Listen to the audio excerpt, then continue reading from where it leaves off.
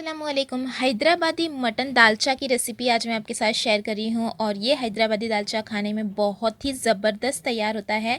आप भी इस तरीके से बनाइएगा ये रेसिपी। तो ये रेसिपी बनाने के लिए सबसे पहले हम एक कुकर ले लेंगे और उसमें हमें 2 टेबलस्पून तेल ऐड कर लेना है।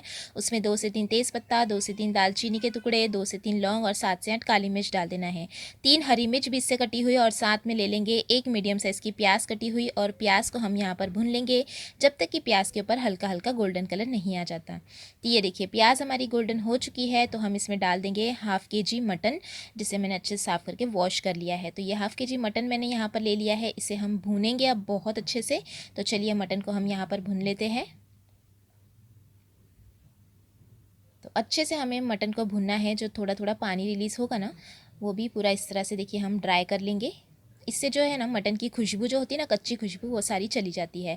अब मैंने इसमें 3 हरी मिर्च, 1 अदरक का टुकड़ा और 10 कली लहसुन की इस तरह से ग्रेट कर ली थी, वो डालेंगे।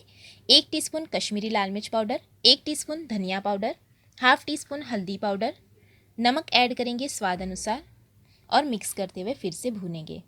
तो इसी तरीके से क्रश किया हुआ ऐड कीजिएगा, बहुत अच्छा टेस्ट आता है इससे। तो चलिए अब हम मिला लेते हैं इसे और फिर से भून लेते हैं। इस तरह से तेल रिलीज़ होने तक मैंने मसाले को भून लिया। अब हम इसमें ऐड करेंगे पानी। तो यहाँ पर हम ऐड कर लेंगे लगभग आधा ग्लास जितना पानी, क्योंकि मटन से भी पानी रिलीज़ होगा तो उसमें हमारा मटन अच्छे से गल जाएगा। तो अब हमें इसे अच्छे से कुक कर लेना है, गलाना है। तो हम कुकर की लीड बंद करेंगे और हाई फ्लेम पर हम इसमें ले लेंगे 5 प्रेशर, ताकि मटन हमारा अच्छे से गल जाए। तो जब तक हम मटन को पकाएंगे, दूसरे कुकर में हम दाल ट्रांसफ़र कर लेंगे। तो ये मैंने चने की दाल ले ली है, जिसे मैंने 1 घंटे पहले से ही भिगो कर रख दिया था। तो ये मैंने ली है 100 ग्राम चने की दाल।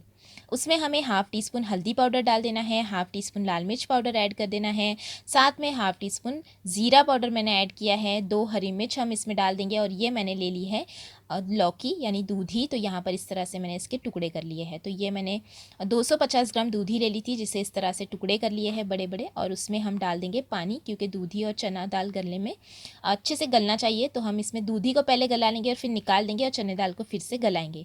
तो ये मैंने 1.5 ग्लास जितना इसमें पानी डाल दिया है और इसे हम मिक्स कर लेंगे। मिक्स करने के बाद अब हम कुकर की लीड बंद करेंगे और पहले हम हाई फ्लेम पर लेंगे 3 प्रेशर।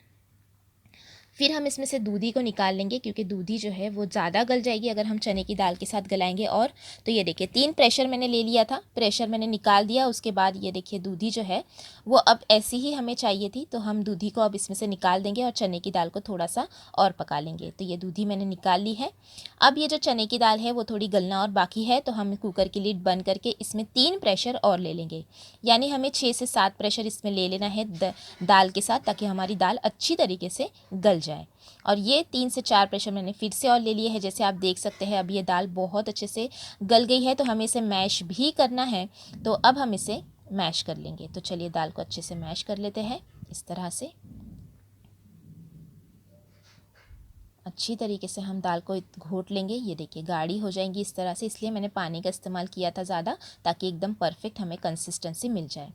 तो ये दाल हो चुकी है, मटन भी हमारा हो चुका है। तो ये मैंने गैस की फ्लेम फिर से ऑन कर ली है। इसमें मैंने 5 प्रेशर ले लिया था, ताकि मटन अच्छे से गल जाए, और हाई फ्लेम पर लिया था। तो ये देखिए मिक्स कर लेंगे। अब इसमें हम टमाटर भी ऐड कर देंगे, और ये मैंने टमाटर ले लिए थे 2, और उसमें कढ़ी पत्ता ऐड करेंगे। छोटे टमाटर थे, 10 से 12 कढ़ी पत्ता भी हमने डालना है, बहुत अच्छा टेस्ट आता है इससे। मिक्स कर लेंगे और 5 मिनट के लिए रख देंगे इस तरह से पकने के लिए, ताकि टमाटर भी थोड़े सॉफ्ट हो जाए। 5 मिनट रखने के बाद हम इसमें दाल ट्रांसफ़र कर लेंगे, जो हमने दाल गला दी थी वो, और साथ में दूधी भी हम इसमें डाल देंगे, जो हमने दूधी अलग से निकाल के रखी थी। अब हम इसे मिक्स कर लेंगे। तो चलिए दाल, दूधी और मटन को बहुत अच्छे से हम यहाँ पर मिक्स कर लेते हैं। और मिक्स करने के बाद ये मैंने पका लिया है 5 मिनट के लिए, और 5 मिनट पकने के बाद आप देख सकते हैं टमाटर भी हमारे बिल्कुल सॉफ्ट हो जाएंगे, और थोड़ी कंसिस्टेंसी भी इस तरह से देखिए जैसी हमें चाहिए थी वैसी मिल गई है, क्योंकि चने की दाल है वो थोड़ी और गाढ़ी हो जाएगी।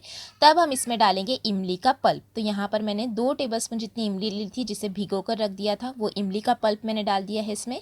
साथ में फिर से हम इसमें थोड़े से कढ़ी पत्ता ऐड करेंगे और थोड़ा हरा धनिया भी कटा हुआ ऐड कर लेंगे। तो 7 से 8 कढ़ी पत्ता मैंने डाल दिया, 2 टेबलस्पून जितना कटा हुआ हरा धनिया डाल दिया, और मिक्स कर लेंगे। और फिर से हम इसे 5 मिनट के लिए लो फ्लेम पर पका लेंगे। तो ये पकते हुए 5 मिनट हो चुके हैं, और साथ ही में नमक भी चखकर मैंने यहाँ पर नमक भी ऐड कर दिया है, साथ में हाफ़ टी स्पून जितना गरम मसाला पाउडर भी हम इसमें ऐड करेंगे और मिक्स कर लेंगे। इसी वक्त गरम मसाला पाउडर ऐड कीजिएगा, बहुत अच्छा आपके दालचे में टेस्ट आएगा। तो चलिए गरम मसाला पाउडर और नमक डालकर मिक्स कर लिया। 2 से 3 मिनट तक मैंने फिर से और पका लिया लो फ्लेम पर, और ये अब हमारा दालचा बिल्कुल रेडी है।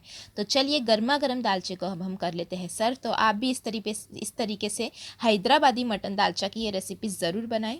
हैदराबादी दाल गोश्त बहुत टेस्टी, आप भी इस तरह से बनाइएगा। गर्मा गर्म सर्व कीजिएगा इसे रोटी के साथ, पराठे के साथ या फिर प्लेन राइस के साथ। वैसे तो राइस के साथ ही ज़्यादा इसे पसंद करते हैं सभी। ये देखिए गोश्त एकदम सॉफ्ट सॉफ्ट गला हुआ, और खाने में तो ये बहुत ही ज़बरदस्त है, बिल्कुल भटियारे जैसा बनकर ये तैयार होता है।